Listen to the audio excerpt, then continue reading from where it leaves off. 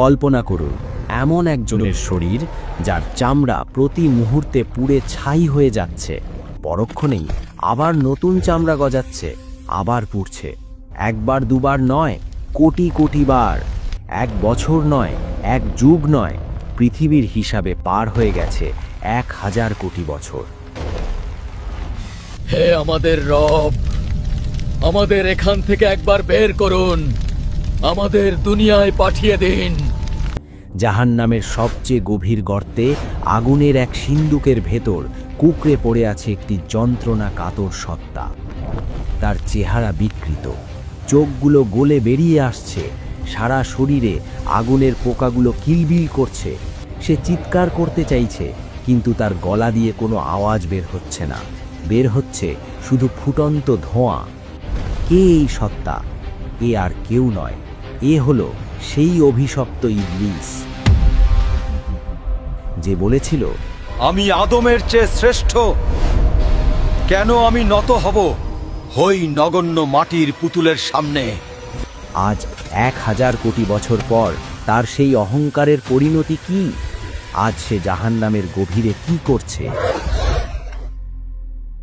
সময় বা কাল দুনিয়াতে আমাদের কাছে খুব দামি, কিন্তু আখেরাতে, বিশেষ করে জাহান্নামে, সময় বা টাইম এক অভিশাপ।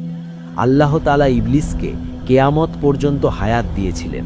সে তার হায়াত শেষ করেছে পাপ আর ধোঁকা দিয়ে, কিন্তু বিচারের দিন শেষ হওয়ার পর যখন অনন্তকাল শুরু হলো, তখন থেকে শুরু হলো তার আসল লাঞ্ছনা। আজ আমরা ইতিহাসের পাতা আর হাদিসের ইঙ্গিত থেকে এমন এক দৃশ্য আঁকব যা দেখলে আপনার রক্ত হিম হয়ে যাবে। আজকের ভিডিওতে আমরা দেখব 1000 কোটি বছর আগুনে জ্বলার পর শয়তানের শারীরিক গঠন কেমন হয়েছে, তাকে কি খেতে দেওয়া হচ্ছে, এবং এত বছর পর সে তার সঙ্গীদের সাথে কি আচরণ করছে। দূরে সরে যাও। আল্লাহ তাআলা কেন তাকে কুকুরের সাথে তুলনা করবে? আর কি বা হবে তার শেষ ভাষণ? জাহান্নামের স্তরগুলোর মধ্যে সবচেয়ে ভয়াবহ স্তর হল হাবিয়া বা অতল গহ্বর। দুনিয়ার আগুন যার কাছে বরফের মতো মনে হবে, এতটাই উত্তপ্ত সেই স্থান।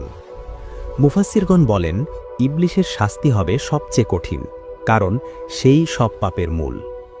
1000 কোটি বছর ধরে সে একটি বিশেষ শাস্তির মধ্যে আছে। কিছু বর্ণনায় পাওয়া যায় জাহান্নামের তলদেশে আগুনের তৈরি একটি বিশাল সিন্দুক বা কফিন আছে।